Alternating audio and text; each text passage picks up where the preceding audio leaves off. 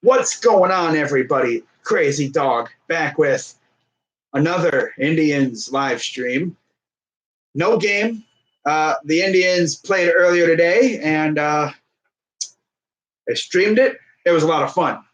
And this will be my Reds series recap, my first half season recap, and my second half season preview. I will actually be doing the Twins series preview probably the day before the season resumes because I really want to see like what this team looks like, you know. But yeah, I'm not going to really go in depth with that series until probably the day before the return. So Mexico just scored, of course, against the United States in the Gold Cup. But anyways, we're not talking about soccer here, right? So we're going to start off with the Reds series recap. So heading into this series, we swept the Kansas City Royals, a team that we had trouble with in the past. And we swept them under the rug. The offense has absolutely erupted over this nice little stretch here. So game one of this small, teeny tiny 2-game series started off with our ace, you might as well call him an ace, in Shane Bieber, going up against Anthony Desclafani. And literally, before people could get into their seats, Francisco Lindor got the scoring started with a solo ding-dong, and he's done that quite a few times this year. And immediately gave us a 1-0 lead. And then, like clockwork, bottom of the first, runner gets on base, and of course, Yasiel Puig, who has been very good at making pitchers pay for getting guys on base, letting guys get on base. He made Bieber pay as he hit a 2-run shot to give the Reds a 2-1 lead. And I wasn't really scared or anything. I wasn't thinking that we were going to lose this game because of that. I mean, it's still only the bottom of the first. And the Indians are very good as the game goes on. So, game goes on, and Lindor comes up, top of the fifth again, and he does exactly what you'd think he'd do. He freaking homered again. 14 ding-dongs on the year for Lindor. And then it'd be tied up at 2 for literally like 2 innings, 3 innings. The 6th, the 7th, no one scored. Top of the 8th comes up, and Roberto Perez gives the Indians the lead. 2-run shot to right center, 4-2 Indians. And then top of the 9th, for good measure, Jose Ramirez draws a walk. Greg Allen scores. Bases were loaded, by the way. And then Jake Bauers singled to drive in 2 more runs as Santana and Kipnis both scored. 7-2 Indians win. Very impressive game from the Indians there. They scored first and they won again. We are very good when we score first. I think we have one of the best records in the league when we score first. And I mean, we get into the end of the game, bruh, and it's a close game. You already know who you're gonna see. You're gonna see Brad freaking Hand coming in there, and he had some time off. He wasn't really needed, and I'm pretty sure he enjoyed that. I mean, you don't want to not use him, but we literally, about a week or so ago, we literally used him too much. And now heading into the All-Star break, he really wasn't utilized, or he was, and he didn't get any credit for it because the lead was just too large. But Bieber did his thing. 8 innings, 4 hits, 2 runs given up, and a ding dong, 8 Ks. Keep in mind, he also hit. He also went up to the plate. And I know Tito was fighting the urge to take him out, but it's like when you got a pitcher dealing like that, you don't take them out. I mean, Bieber actually got a hit before. Like, he knows how to hit. He actually made contact. And he got the win. That's all that matters. You know, he did very well in a National League ballpark. And he will be heading to Cleveland for the All-Star game on Tuesday. Can't wait to see that. I'm going to be streaming it. Hopefully he'll pitch. I'm guessing he will. But again, we will see what all happens as we get closer. The only other pitcher we utilized was Nick Goody. He did his thing, 3 strikeouts, 1 hit. No big deal.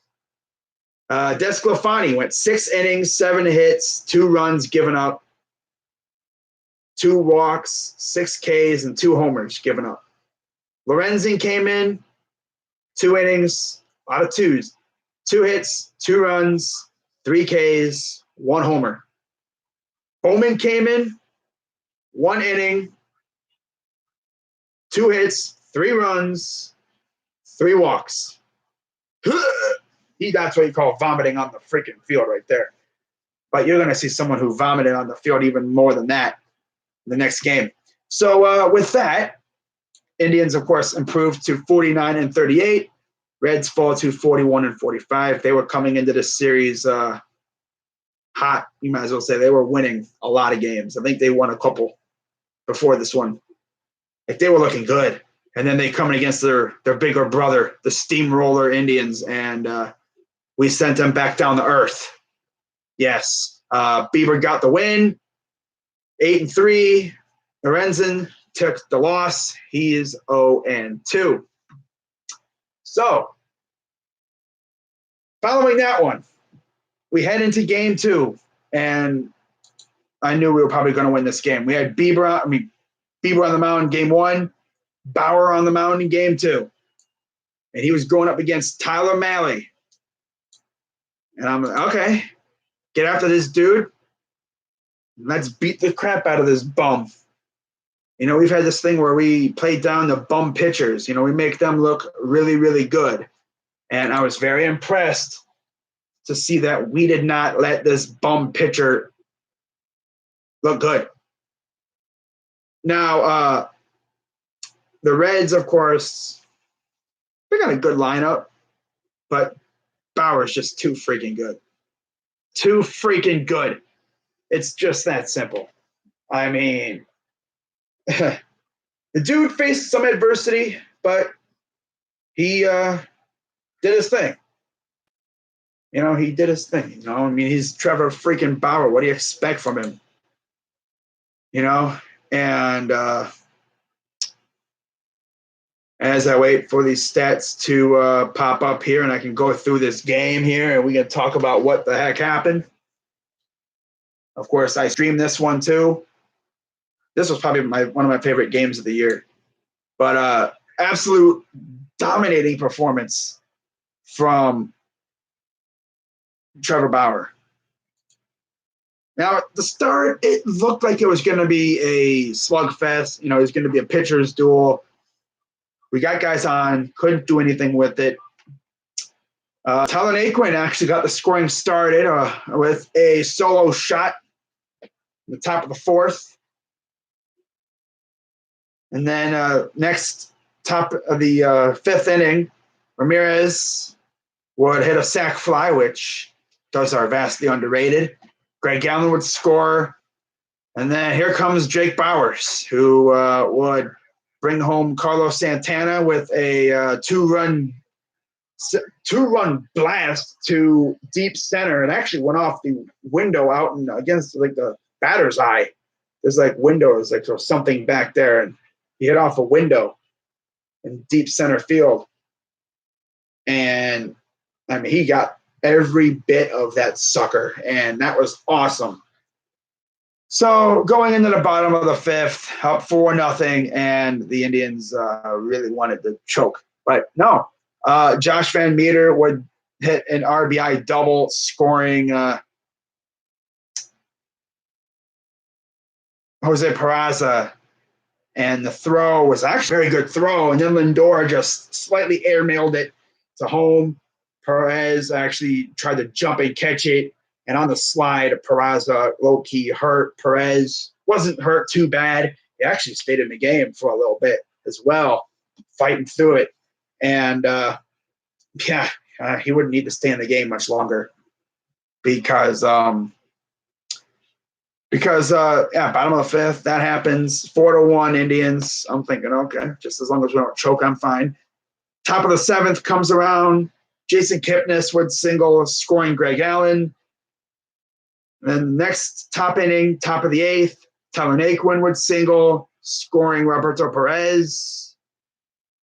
And then they pinch hit Bobby Bradley. He comes in, hits an RBI double, hits them finger guns, scores Tyler Naquin. And then here comes Greg Allen again. And he would go long and hit a 2-run shot, his second of the year. And then not to be outdone, Jason Kipnis comes up and does the exact same thing. We peppered right field pretty much with homers. Kipnis would hit his solo shot, 7th of the year. And then just to put a little bow on it, by the way, it would make it 10-1. And then to put a little bow on everything, Kevin Plawecki would hit an RBI single, scoring Jose Ramirez. So yeah, the Indians wound up winning 11-1, thanks in large part to a 6-run eighth, 11 runs, 18 hits, and 1 error for us. 1 run on 4 hits for them. Like I said, Bauer was insane. He was nasty. He improves to 8-6. Miley takes the loss at 2-9. Looking at the box score for the pitchers, Bauer went 7 great innings. He even got a hit. Freaking Bauer actually got his 2nd career hit, which is insane. And he has 4 hits. He gave up 4 hits, 1 run, 3 walks, 9 Ks. Awesome. And then Whitgreen came in there, shut him down. Olson came in, gave up a walk, and then struck 1. And that was it. So Indians come into the All-Star break on a 6-game winning streak. I mean, that was an awesome way to end the first half. And talking about the first half of the season here, right? We got off to a decent start. We looked all right. Not trash, not too bad. April was all right. We were looking good. And then May came around. Freaking May. And the defining part of May was the 11-game homestand, where we only won 4 games, 3 of which came against Baltimore. Man, that was horrendous. I believe it was Baltimore, Oakland, and Tampa. Yeah, Baltimore, Oakland, and Tampa. Damn near sweep Baltimore. 3 or 4 against Baltimore, gets swept by Oakland, win 1 against Tampa. And we only won that 1 game because of a clutch play and dominant pitching from Bieber. Literally, freaking Bauer did not win a single game in May. And it was in May, too, it was in May as well, where analysts and writers and stuff for the ESPN and MLB Network, they were saying, oh, yeah, the Indians are going to sell. It was a foregone conclusion that we were going to sell. Some Indians fans even thought we were going to sell. And then it's like the Indians saw that and said, no, we're not selling. Are you kidding me? Are you kidding me? We're not selling. Because I even thought we're not going to sell. It's only May. I kept telling people it's only May. Talk to me in August. See where we are in August or July when the All-Star break. Sure enough, here we are. And where are we? What? We gained 5.5 or so games in the couple weeks. We've been absolutely on a tear.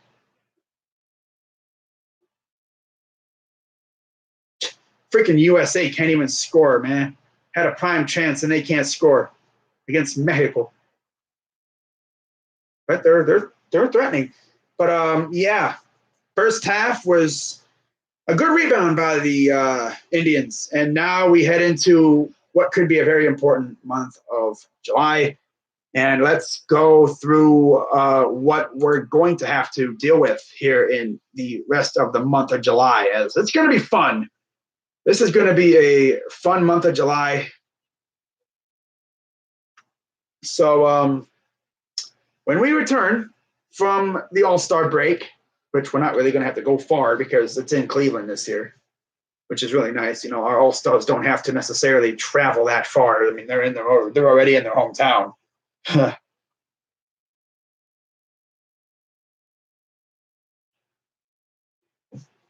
Wow.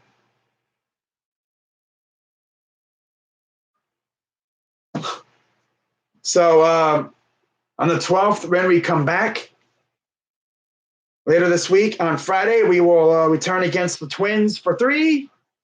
Then we have Detroit for 4 and Kansas City for 3. This is a big stretch for us because, like I've mentioned before, the Twins, I mean, their stretch isn't that tough, but it's still rather testy. You know, it's going to be interesting. Freaking Rangers couldn't help us out, of course, right?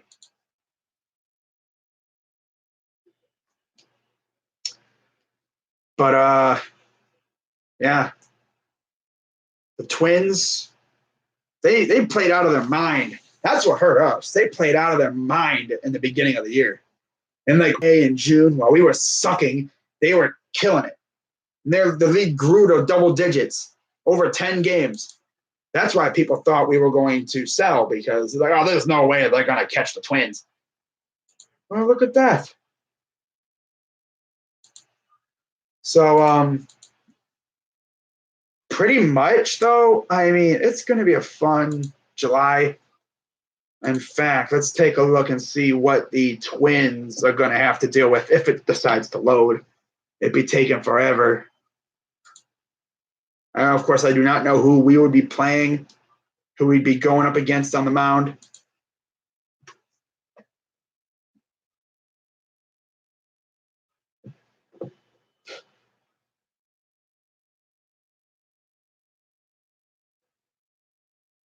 Huh. Okay, here we go. It's trying to load here. It's taking forever, right? Don't you just love it? Well, anyways, let's go see what the Indians have to deal with the rest of the month. So we have Kansas City ending the homestand with 3 games. Then we go to Toronto for 3. Then we face the Royals again for 4 on the road. Off day, and the month of July with the Astros. Meanwhile, the Twins got us for 3, off day. They have an off day on the 15th, whereas we face the Tigers at home. That could be a big game there for us. Then they have the Mets for 2 at home. They have the A's for 4 again. Then they have the Yankees. Then they have the White Sox for 4 off day, and then they end the month with the Marlins. Interesting. And honestly, it's going to be fun to see where the Indians are in the standings in the Central come July 31st, because that could really determine what we do during the deadline. I think we acquire a piece or 2, and we'll see where we go. So I'm actually going to wrap this up, and I'll see you guys tomorrow night for the Home Run Derby. Hope you guys tune in and we can have some fun, see who wins. But I'm Crazy Dog 99. Let's go, Tribe. And I'm out.